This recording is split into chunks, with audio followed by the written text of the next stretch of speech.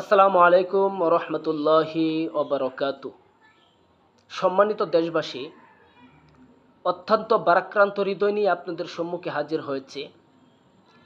যে কথা না বললেই নয়। আমরা সবাই ভাবতেছি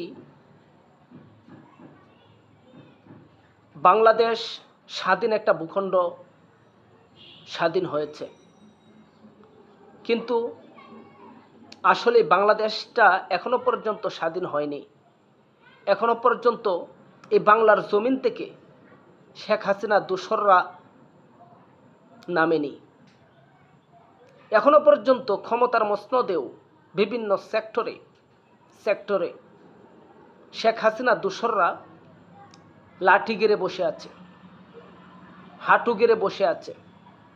তারা একের পর এক এখনো পর্যন্ত মানুষের নামে মামলা দিচ্ছে, হামলা করছে, খুন গুম এবং হত্যা অন্যায় লাহাজারিতে মানুষকে লিপ্ত করছে।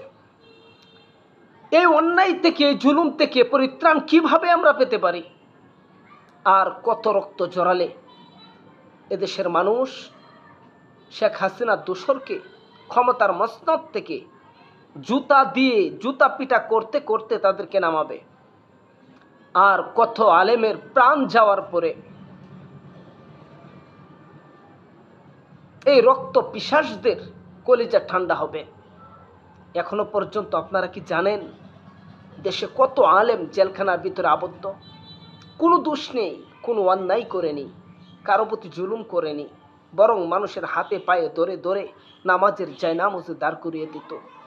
কোরআনের আওয়াজ, হকের আওয়াজ মানুষের ধারে ধারে যেয়ে পৌঁছিয়ে দিত।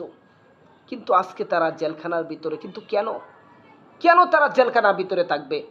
কেন তারা জেলখানায় আবদ্ধ হবে? কেন তারা এই নির্মম অত্যাচার সহ্য করবে? একবারও কি ভাবতে পারেন?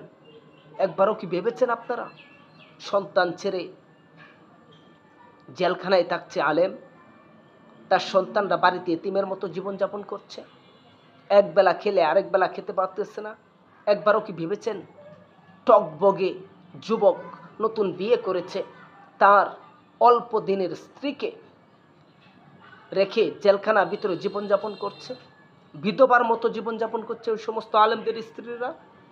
একবারও কি ভেবে দেখেছেন যে সমস্ত মায়ের বুক থেকে তার সন্তানকে কেড়ে নেওয়া হয়, ওই সমস্ত মায়ের বুকগুলো কি হাহাকার করে? এখনো আপনারা সোচ্চার হন?